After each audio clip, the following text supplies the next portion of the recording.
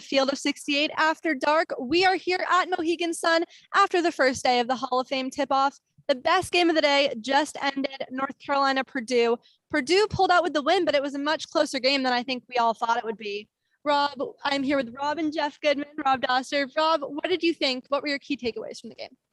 JADEN IVEY, first and foremost, I thought he was unbelievable tonight. It was the shot making, the passing. He had one where he drove down the left over here. We talked with Matt Painter about it afterwards, where he drove down the left side of the lane in the second half, threw it like behind him to Sasha Stefanovic. I have no idea how he saw that pass or was able to make that pass across his body.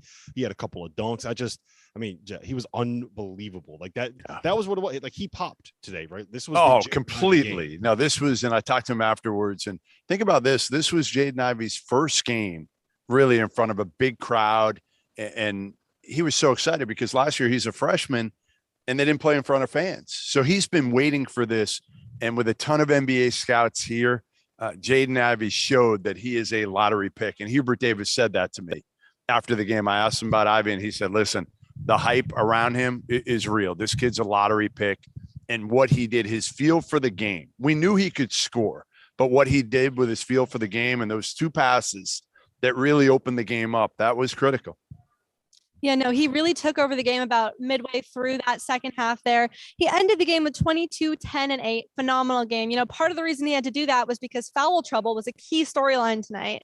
You know, who do you think suffered from that the most? I know Garcia fouled out, Bacot fouled out, Manick had 4, Williams had 4, Edey had 3. A lot of foul trouble. Who do you think suffered from that? A lot of big boys in this game. A lot of big boys, and it ended up being a guards game with JADEN IVEY being the X factor. But Trevion Williams was the guy. I mean, that was the thing is they went to him in the post, and Zach Edey wasn't effective, partially because the refs don't know how to call a game with Zach Edey. Well, I don't think it was just that. Not to cut you off, I thought that Dawson and Brady Manick did a really good job at kind of like getting up underneath him and using their leverage. And like Dawson better than Manick. Yeah. The thing that makes Zach Edey so difficult to guard is he like gets right in front of the rim and can turn around and lay it in. Yeah. And when he goes up against guys that are kind of like as big as him that don't really understand how to get low, I thought that's what it was, which is why, to your point, it was a Trevion Williams game. It was awesome. He could just kind of overpower people in the post.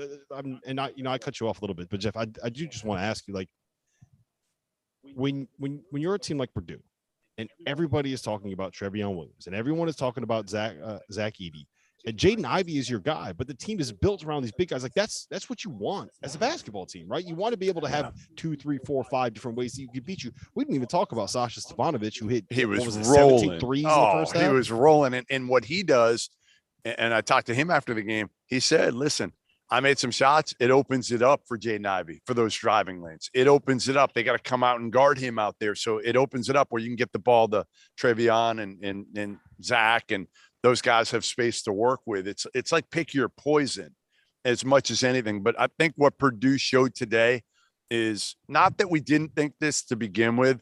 They're a legitimate national title contender. Very much like so. The days of Robbie Hummel. Forget about him. Forget about him. You got to get the Robbie Hummel. They're over. The days of Robbie Hummel and Purdue are over. This is JADEN IVEY, Trevion Williams, Zach Edey's program now. And Trevion Williams was talking after the game about, you know, the key to this win was being the tougher team. And I think they were the tougher team mentally and physically. Obviously, North Carolina struggles with that physicality a little bit. Do you think that'll, you know, have a big impact on their game this year? Yeah, I mean, I think Carolina actually, they should be happy. You know, they came out, and I think a lot of people thought they'd get completely punked, and they were better defensively, but they were there. I mean, they had the lead with 5-6 minutes left. I mean, that was my biggest takeaway from North Carolina is that team has heart. Yeah. And I don't think that they necessarily had that fight in them. And part of it was Hubert Davis. I don't know if you guys got the sense of it from on, but for people that don't know, Jeff Goodman was sitting at the table right next to Fran Fraschilla, right next to the broadcast with Talia, like big timers. They left me to fend for myself. You had good seats. They left me to fend. Yeah. I said you had pretty good seats over there. But you left me to fend for myself. Yeah, not next to Borzello and Norlander. Yeah, that's not where you want to be. But anyway, like Hubert was so into the game, his passion, his intensity, and across the court, he got his guys going. Totally, right. Totally. Like I forget who it was. I think it was like a touch foul on on Anthony Harris, maybe. And like you could just see their heads kind of hang and get frustrated. And he's stamping his feet down the court and he's getting over here. He's like, White, keep fighting, White. I saw that. Keep fighting, he was into White. it. And he's like, let's go. Well, I think he Keep thought it pushing. wasn't a great call. And instead of yelling at the refs, he's just making sure his guys aren't giving up. Right. And that's something that the first couple of games, you're seeing them against Brown give up 50.5. Then they're losing against College of Charleston down there. And I think everybody worried. Carolina fans, I think, were worried that they get run out of the gym here. And they did not. And they've got good pieces. They do. Are they the toughest team? They almost did. Like, that's the thing about it is they were down, I think, 11 in the first like 5-6 minutes, something like that, when like Sasha got hot and hit a bunch of shots. But this team, normally you see North Carolina teams that are built around their bigs, right? And Dawson Garcia was phenomenal today, but he's not really a North Carolina big. But he's a Hubert Davis, North Carolina big. Well, that's the difference. You got Roy Williams sitting over here. And Roy's looking at these bigs saying, oh man, maybe I could have used the guy who could have stepped out and shot the three a little bit, right? He had these plotting bigs. And now what Hubert Davis has done is gone to these guys that are more versatile. And Dawson Garcia was great on the offensive end. Again, they still need to get better defensively. And Matt Painter, what did he say? Well, he said both of these teams are bad. He basically said, he's like, we're not good. North Carolina's not good defensively. We're not good defensively. That's why it was It's early, though. It's still early in the season. This was a high-level game. You know, like, this was one that to me, you've seen a lot of games. One of the best I've seen. Right? Maybe the best You've been at Final Fours. You know, this was, especially early in the season, that was the one thing. It was well played. Yes. They were going back and forth. You had a lottery pick in JADEN IVEY. You have a couple of big-time big men. And the biggest thing that still stands out to me is Travion Williams and how he has handled being benched. He is, and I tweeted this out earlier, a clip of about 6 seconds early in the game. I think it was Zach Edey had a big play in the post, and nobody was going crazier on the bench than Travion Williams, who lost his starting spot to the 7'4" Canadian. So I think that says a lot about this Purdue team and the way they're going to be willing to sacrifice. JADEN IVEY has sacrificed. I mean, he doesn't have the ball in his hands. To your point, like, this is just, it's emphasizing what you're saying. JADEN IVEY is the guy that came into this season with like the hype and the expectation, and everyone was like, that's the dude. He's going to be a first team All-American. He's going to be a top 5 pick. He's the star. He's the breakout player. Every cliche that you could possibly say about a player, people like us have said about JADEN IVEY in the offseason. And in tonight's game, like the biggest game that Purdue has played to date, under control. He let it come to him. Under control. I asked Painter about that after the game, and he said that's not the natural thing for him. Right. Like his this is a big step for him in this type of environment, to not force the issue, knowing he had a bunch of NBA guys there watching him. And he's, to be honest, he did wonders for his NBA stock because of how he played, because of how he let the game come to him and just kind of controlled it. And those two huge passes, they were huge. I mean, they were. The thing about it was JADEN had like a quiet game, right? Like at one point I looked up and I said to Brazil, JADEN IVEY has 18 points. Right. Because there's so much depth. There's so much going on everywhere else too. They got a lot of good players. Sasha. But his moments, when he had moments, they were huge. The 2 dunks, the back-to-back threes, the 2 passes followed up by the and one. He had a personal 9-0 run that he created all by himself after North Carolina took the lead. That's what great players do. They let it come to them. They know that they have. And then Caleb Love came back with a couple big plays of his own. And that was the beauty of this game. It was kind of like, one team would throw a punch, the other team would kind of come back. And again, Purdue, national title contenders for sure.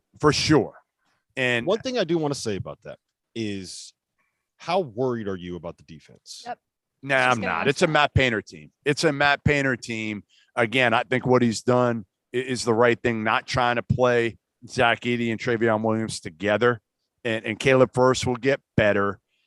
Ivey's got high level. Listen, he can be an elite defender if he wants to be. And again, we didn't see Zach Edey's a better defender. Travion Williams is an elite level scorer with his array of post moves.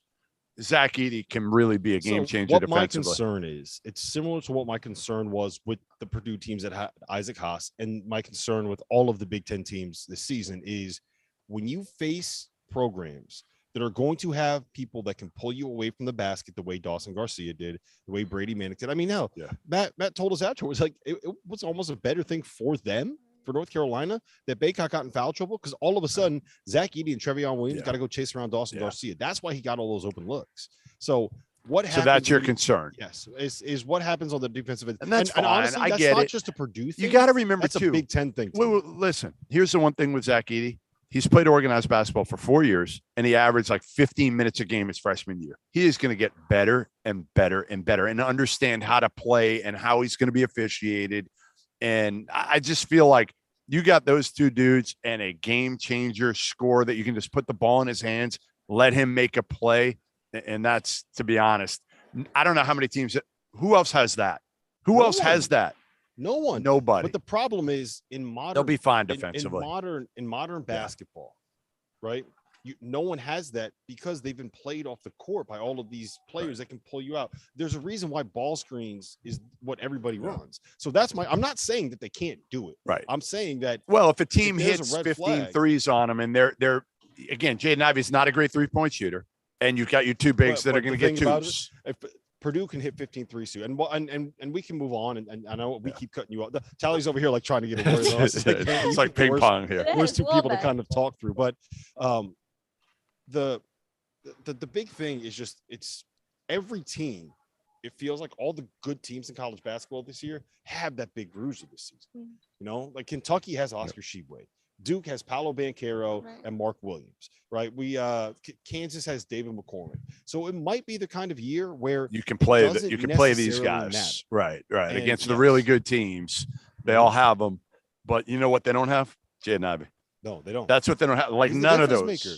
Like I think that, honestly, that dude, he's a dude. You want to talk about why they can win a national title? Jaden Ivey. Because right now they have the 2018 give him the ball team with 2019 Carson Edwards. Does that make sense?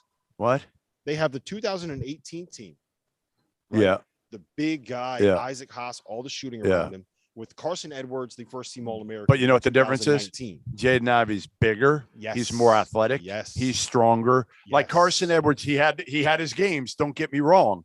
But Jaden Ivey, his upside, he can impose his will on a defense, because he can get to the basket and finish through contact. So Jaden Ivey lives up to the hype, maybe even exceeds it. Trevion Williams lives up to the hype. You know, offensively, this team does. Overall, to finish it up a little bit, you know, does this team overall live up to their hype? And do you think they can be national championship contenders? 100%. I don't know how you could walk away not thinking they're in the mix. Again, are they one of 8 teams? Are they one of 12? I don't know what that number is right now. And they're one of them. That's the beauty of college basketball this year, what you just said. Yeah. No, you're right. There's a bunch of teams. And Carolina probably walks away from this saying, we can get there. We're not there yet, but can we get there by the end of the year if our backcourt continues to develop, if Brady Manick gets a little bit tougher? But Dawson Garcia offensively gives them a dimension they don't have or haven't had. And Bacot, again, this was not a great matchup for Armando Bacot. Right. He'll be much better. Listen, he looked like a midget out there compared to Zach Edey. It's crazy. Armando Bacot is an enormous human being, and he looked like Talia standing next to him. Everyone looks like a midget next to Zach Edey. I know. It's crazy how big and mobile he is. Yeah, I mean, he runs the court well. His free throws. Yes. That's all you need to know about. Oh, my goodness. That's all you need to know about. Really good. All right, I do want to ask you guys a little bit real quick about North Carolina, because we should touch on them a bit. So there's 2 things that I'm worried about. One, it felt like, there you go, Goodman dropping his phone. At least we're not getting the dings. At least we're not getting dings. He's so coordinated. No dings. The first thing is, I'm a little bit worried about the fact that it felt like so much of what they did tonight was like superstars making plays, right? It was talent plays. It was talent shots. It was Caleb Love hitting a step back that was contested. It was Dawson Garcia, making pick and pop plays against the mismatch, as opposed to the North Carolina offense really generating them points. Like, a lot of what Purdue got was their offense generating the points. A lot of what North Carolina got was dudes being dudes, if that makes sense. The other part of it is they didn't get a lot on their break.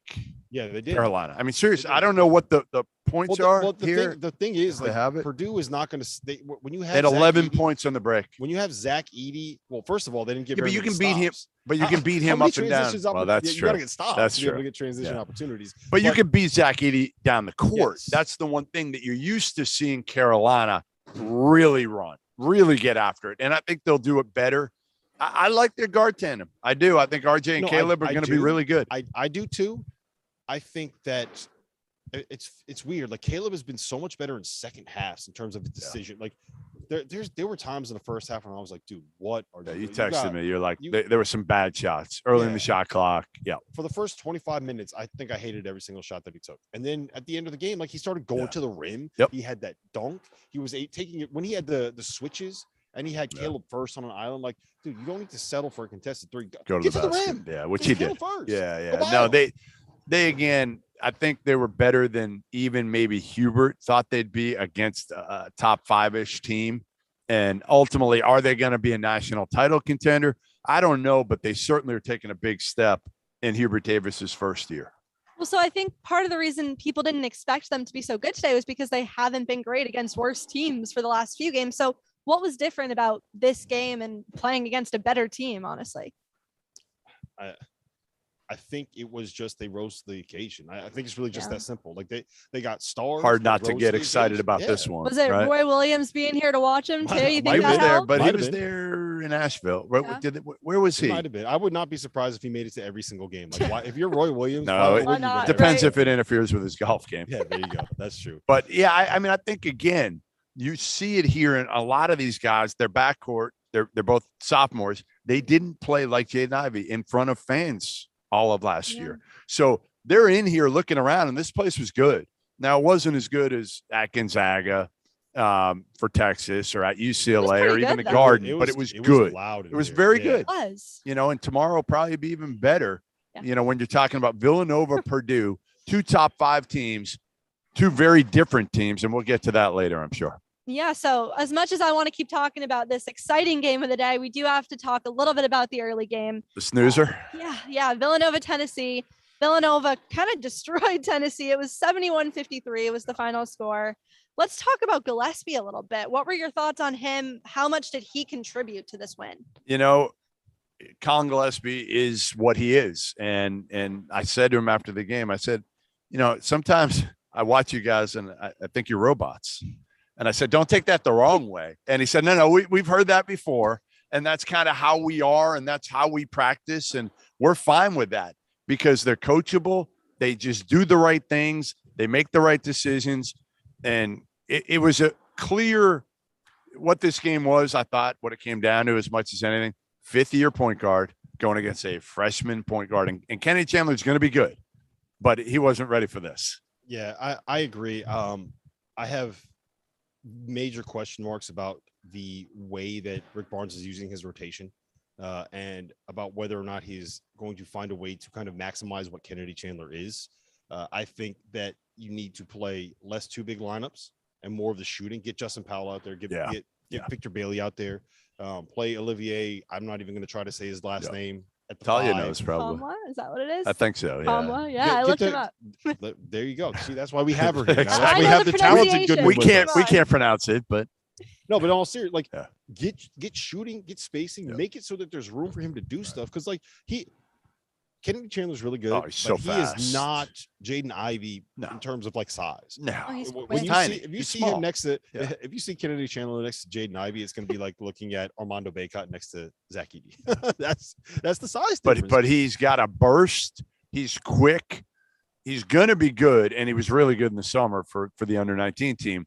The question, like Rob said, is who are you playing with Chandler, with Santi? Those 2 are the fixtures. But other than that, you got to figure something out. And, Josiah just can't make a shot. And Barnes said he shot it so well in practice so far this year, but he can't make a 3. He's just got to make one and he'll start hitting them. But if you play him, he's a 4. He's not a 3. He is a 4 because he's so tough and so fit. They need to use him the same way that Villanova uses Jermaine Samuels. You know what they do with Jermaine Samuels? They put him at the 4. Yeah. And sometimes they put them at the 5 and they just say, you're big, you're strong, you're physical. Right. We're going to let you deal Yeah. with big guys and make them guard you. So how worried are we about Tennessee and where their shooting comes from, all of it? I mean, I'm worried because I think they're probably a team that's somewhere not in the Final Four national contending. I think they're in that next group, right? I think there's, again, a dozen or so teams that are national title contenders, Final Four contenders. And then I think Tennessee's in that next group. And again, Fulkerson didn't look great today. They should get more out of him being a veteran. Seems like he's been around forever. But I worry about their front court. I think it's solid, but I don't know if it's good enough. And so you're going to have those guards carry you. And Kennedy Chandler's got to be a star. And he's got a lot on his plate to be a star this early with maybe not enough around him. Yeah, I mean, I'm not worried about Tennessee in the sense that I was never really under the impression that they were good enough to be more than like, okay, let's get hot and get to a second week. Yeah. I'll tell you what my biggest takeaway was from this game is that like that Villanova team, man, like they are, we just hailed Purdue culture. It's everything about that Villanova team works. I think Brandon Slater took the lead. Like he's taking a lead. I love him. Honestly, I'll tell you what I said earlier. I was like, I love Brandon Slater. I think, and I talked to him a little bit after the game about that. I'm like, your improvement has been incredible. And he's just waited his turn. And that's kind of what they do, right? Most guys, what would they have done? Transfer. They would have gotten the hell out of there. But you don't do that at Villanova. Like, I mean, I know they've lost a couple guys to transfer, but for the most part, you stick it out at Villanova because it's that culture. And here's the other thing, because you've seen the people that have stuck it out before go on and do what you want to do. Yeah. Right. Eric Pascal stuck it out, didn't transfer. Now he's playing in the NBA. Right. Yeah. Same thing with a guy like Mikal Bridges. Same thing with a guy like Dante DiVincenzo.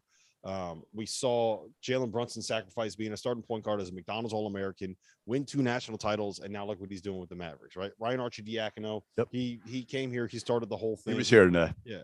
And now he's been, I don't think he's on an NBA roster right now, but he played 5 years in the NBA. Yeah. Like, he made a lot of money. No, they just listen, what Jay Wright's done with this program, you know, they have a chance to win a third national title since 2016. It's crazy. They have a chance it is at Villanova. I'm glad you said that they have a chance, because I still think that there are, I would say, Duke and Kansas and Gonzaga and probably someone else that I'm blanking on.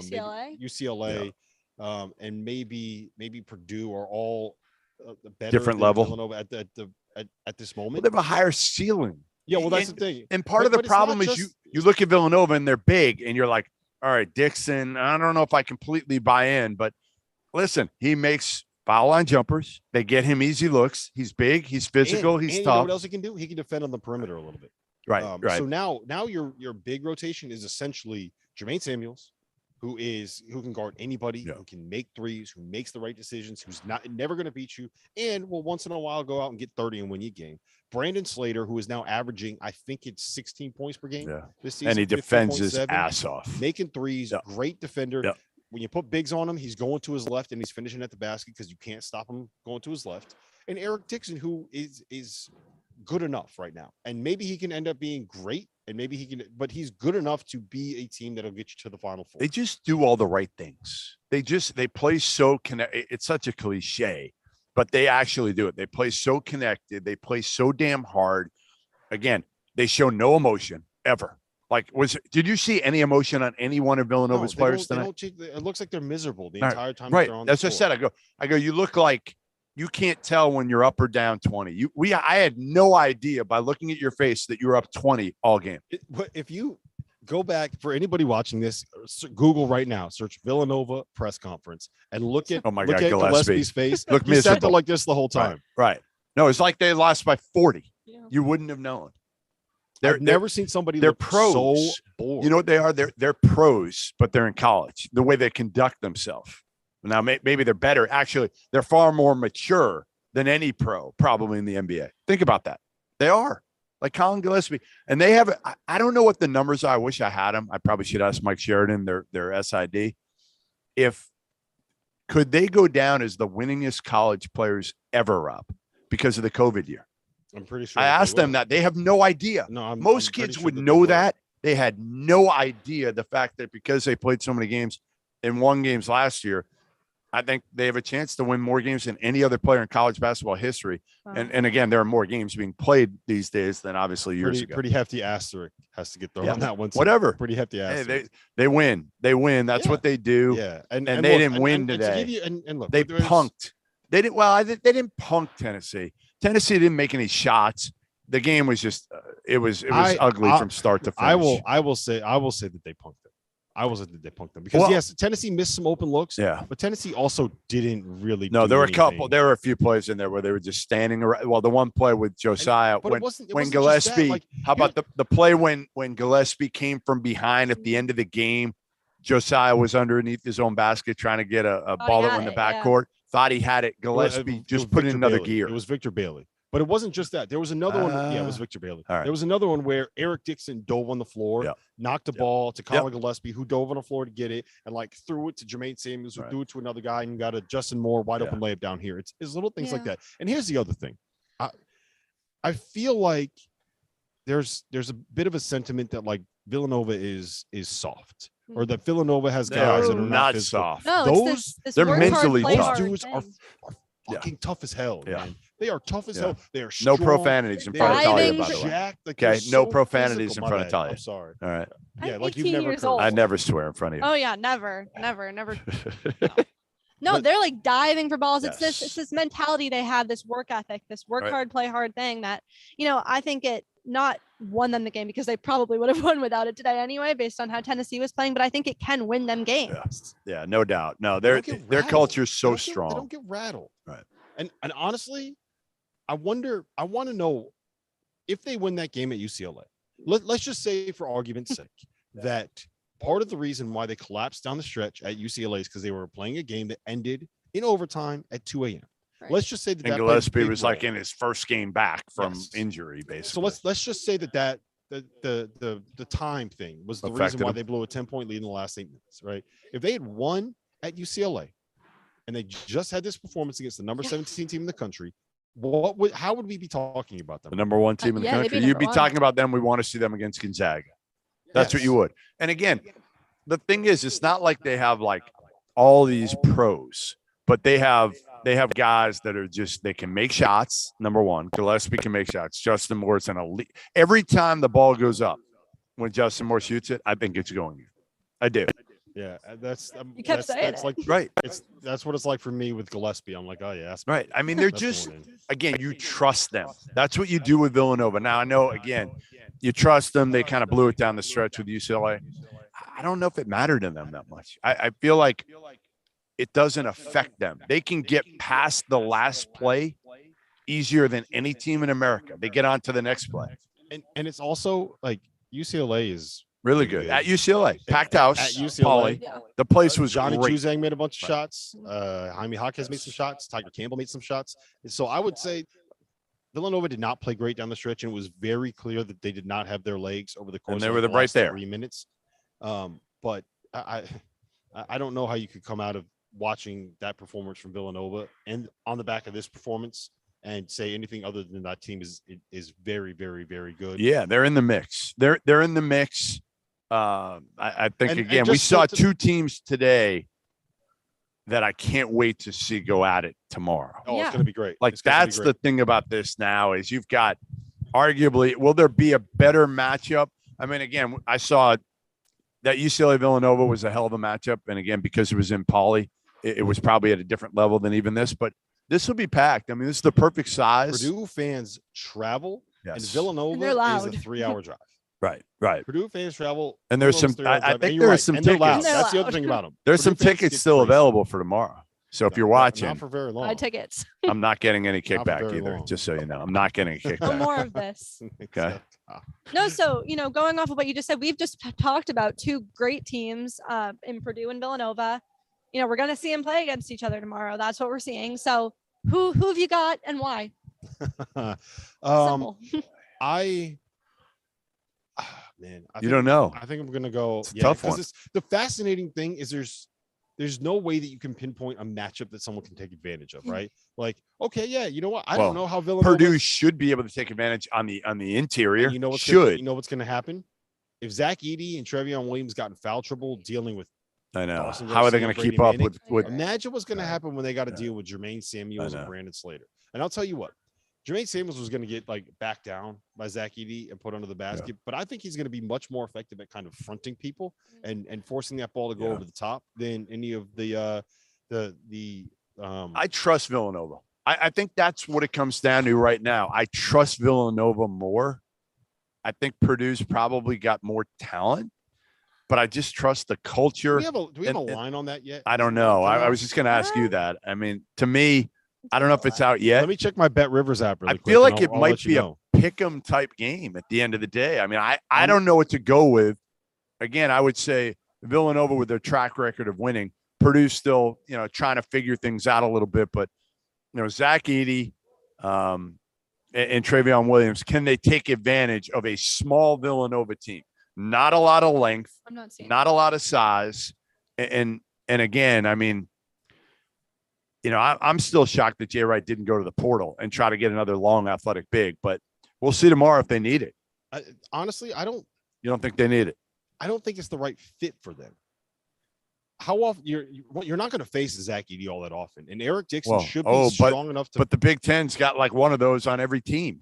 But not his size. Eric Dixon is strong enough to be able to deal with someone as well as Zach Edey, with someone like a Zach Kofi, Edey. as well as anybody can deal with someone like a Kofi. Ooh, boy. If they get him the ball, if they get Zach Edey and Trevion Williams the ball consistently, then I think Villanova is going to have to trade threes for twos. And if Villanova's making threes, Rob, then they win. If they don't, and they've had their games, we know Villanova in the past has had their games where they're like Tennessee did today. They're 3 for 22. And if they go 3 for 22 and don't make their threes, Purdue wins that. To me, Purdue wins again. And so it was Trevion Williams who had, the better matchup tonight. Who do you think is going to have the better matchup tomorrow between him and Edey? Like Rob said, I think Edey's going to have trouble. They both are, because neither one can chase. Neither one can chase and guard on the perimeter real well. Trevion has more trouble, but the one thing we saw with Trevion today is like, you get him the ball in there, he's going to score, get to the line every time. Where Zach Edey, with all those guys that are going to collapse on him and start swiping at the ball every time he gets it. That's the thing about it is Trevion's a better passer. Yeah. Out of the game moves too fast right now for Zach Edey when he gets the ball in the post. It doesn't matter for the most. Like if he gets it deep enough and you just turn a shoot, like it doesn't matter. You can't double quick enough. I think it's that Williams is just so creative with what he does. So he's not predictable and he has the experience. Yeah, he's a senior. He's seen it all. Kind of like the wait people up and kind of wait and let the defense clear. That's the difference. Down, well, he's a senior. Zach Edey's played basketball for 4 years. That ultimately it comes down to that, and I think that's where Zach Edey's going to have a little bit. And, by the way, for the record, there are no lines out yet for the game. We'll at Bet Rivers. Yeah, or play Sugar House if you're in the state of Connecticut. All right, I think we're we're wrapped here. But before we go, I just want to ask you guys. I mean, I got to hit the blackjack table here soon. But this will be quick, I promise. So we talked about how there is a certain tier at the top where there are a lot of teams. Yeah. I want to know for you guys how deep that tier goes, right? So how deep? All right. So you want to play a little game here? Yeah. You want to read them off, and we'll try to determine. I'm gonna bring up a top 10 right now. We're just gonna look at it and kind of go through. So I think we all agree Kansas is in that tier. Yes, right? 100%. You have Kansas in that tier. Yes. Do you have Michigan in that tier? I'm not sure yet. Yeah. Like I want to see more from them. I'm not sure yet. They're freshmen. I just haven't seen enough from their freshmen yet. They play Arizona tomorrow night. I'll let you know after that one. Yeah. No, I'm with you. I think that they can get there. Yeah. I don't think that they're quite there yet. Yeah. Purdue. Yeah. They're there. They're there. Baylor. Need to see more. Yeah, I haven't seen them play. Need to see more. I mean, they haven't played anybody yet. They played Stanford. They ran away from today. Yeah. I'm gonna just assume we don't have Illinois there. We do not yet, because maybe with Kofi. Yeah, we'll see. We got to see what Curbelo looks like. Curbelo's got to figure it out. UCLA. Yes, 100%. Villanova. 100%. Houston. No, not yet. Not yet. Duke. I'm torn on Duke right now. I'm torn. I still want to see if Trevor Keels is the Trevor Keels that we saw at the Champions Classic, or he kind of somewhere in between that and kind of the unknown that he was coming into the year. So I would say yes, because of a kid named Paulo. Oh, yeah. But I'm not sure yet. You know, I would put them in the same conversation as those top Okay. tier teams. I think that we saw what they did to Kentucky. We Yep. saw Trevor Keels Exactly. do it. And if I've seen you do it once, I know that that's always going to Yep. be in there. Yep. So yes, I think that they're there. Okay. Kentucky. Not yet. But yeah. Not yet for me. I had him there in the preseason, and now I kind of need to see more. You know, I actually think, in a way, CJ Frederick's injury helps them for this year because I feel like they had too many guys. And now Cal's rotation will be trimmed down. CJ Frederick can get healthy. He'll be good next year. But I feel like now, like Davion Mintz is locked in. He'll get time. They had too many of the same. All right. So Texas, Alabama, Memphis. Would you put any of those teams in there? Not Memphis. I don't love their point guard play. Texas is not there yet, and I'm not sure they're going to get there now. I probably overrated them coming into the year. And I don't think you did. I think that what They'll get happened there. at Gonzaga had a lot to do with Drew Timme, Yeah. a lot to do with Dylan Dice not being there, and a yeah, lot that's to the do- key. Well, and the other thing you Like, got to remember is What does he add? Yeah, the other thing you got to remember with Texas is not only is Chris Beard adding transfers, but every returner on that roster Has never played for him. is essentially a transfer. Right. Right. Right. He's never And- coached any of these guys. And I ever. haven't actually asked Chris about this. I don't know if you have, but I bet that he's sitting there and he's not happy that they lost. But I bet part of him's like, yeah, if we're not going to win, the best thing is probably getting an ass kicked. No, he was pissed. Well, He I'm was sure pissed after the game. But now those guys are going to listen. You There hope. was, yeah. Now they're hope. gonna. I don't think it was necessarily a buy-in issue. I think it's more of a. You're It gonna learn takes from it. time. Right. Alabama. time. I think Alabama. I like their guards. You know, that's the one thing I still want to see more from Quinterly if he's I consistent. think they can get. I'm not ready. Like I want to see. Yeah, I'm not ready yet. They're probably on the fringe. The big kid. They're on the fringe. Who's the big fresh? The 7-foot freshman. Bediako. Vidiaco. Yeah. Yeah. I think he needs to. I think he can get there. Yeah. I'm not quite there yet on him. Can I And give you JD one more? JD Davidson. Can I give you- Well, I think. I hope you get one more. I don't think he's done I yet. bet. What about Memphis? No, point guard play scares me. I'm not. No, Memphis is not to me, they're not a national title contending team. They're not. They're not. Okay. The only other one that I want to mention, Go ahead. because I Please. think they belong Please in that do it here. conversation, Oh, Don't forget them. Seton Hall. Nah, they're not there. Who? You forgot one that probably has the best overall resume of almost any team in the country so BYU? far. There you go. see, Look I at know that. this. Why don't Look you? at that. Come on. BYU. They do have beat the best Oregon resume. in Portland, and they beat San Diego State. It's pretty damn good. Yeah, okay, but you're putting him in the national title No, I'm conversation? putting them in the I put fringe. 'em over Seton where you're Hall. putting Okay. Oh, where no, you're all right, putting all right. Alabama, No, where I you're was putting gonna get Memphis. to. I was You're going to get putting to Seton Hall there. I was going to get to Seton Right. Hall. No, You didn't let I me get think there. BYU's over Seton Hall. Right. Yeah, well, I mean, it's the order of the list. I Oh, don't Come on, sorry. Dauster. Awful. Pay attention here. What? You're on Oh, Ken you- Palm. I Yeah, I'm see. on Ken I Palm. see you. I'm just going down Oh, the here list. he goes. The Ken only Palm other, doesn't have BYU high enough. Yeah, there we go. Can we call they Ken have, Palm? They have BYU at 23rd. Yeah, that's Oh. ridiculous. 2 spots behind UConn. It's ridiculous. 2 spots behind UConn. Yeah. Who's UConn beating? They beat Binghamton. Yeah, Bingham, this big morning, win. yeah. Binghamton. Big that was win. their What's best happening? Huge best win team. for- Huge for- win. I wonder if Bob Hurley Sr. pulled the doubleheader today. Mm. He was here. If you could go to this game, why would you want to go see UConn? You don't against think he saw his Binghamton? son? You think he My- blew off his son for these? I would. Wow. I don't know. You're probably right. No, hey, if you're gonna go see his son play, Don't wait till Wednesday. Go to the Bahamas. Yeah. That's Yeah, much good nicer point. than Good point. much nicer than where we are. All right, so I think that's kind of it, right? I think we all Yeah. agreed. I like think we 6. covered it. I think Yeah. we got 6: Gonzaga, Kansas, Purdue, UCLA, Villanova, and Duke. Right, that's And then we less than I said, thought. Well, on the- there's a bunch that are kind of in that. Range, yeah. and I think Yeah. I think Michigan, we just have to see a little more. Right. We said Baylor, Duke, I wanna probably see a little more. Kentucky, Right. probably got to see a See little more. more. You probably have a half Kentucky can dozen get that you're there. all in on right now, right? There's a half dozen that you're all in on, and You have two of them, 5, I have 6. two of them play tomorrow night, Yes. tomorrow day. Oof. Let's What go. time's the game tomorrow? The early game. I don't know. 12? No, Is that what it I is? think the early game is the championship game. One, It no is. idea. 1 It is. o'clock. The early one's the championship. 1 o'clock championship game. One. Villanova, Purdue. Yep, 1 o'clock. The guards of Villanova against the bigs of Purdue, plus a guard, pretty good guard named Yeah. Jaden Ivey. For the Boilermakers, it's going to be a hell of a game. We're going to do this again tomorrow. Yeah. Right? We're going to do this again. Oh yeah. All right, we're gonna Right do it here, after. So make sure courtside. you Hold you on. come Let by. her. All right, take us out. Get You know, out of if here. you're not watching tomorrow, what are you doing? We're going to be here tomorrow after the conclusion of the games. Tune in to hear us talk more. And we might even try to get a special guest after the Ooh. game. That's going to be the goal. Can you just see if we can can you do just that. let her have her Just sign trying out? to- Yeah, Let her have her sign out. All right. Always stealing All right. my thunder. Whatever. There you have it. Talia Goodman, the greatest host in the history of Field of 68 history. Certainly better than Rob Dauster. Oh, my.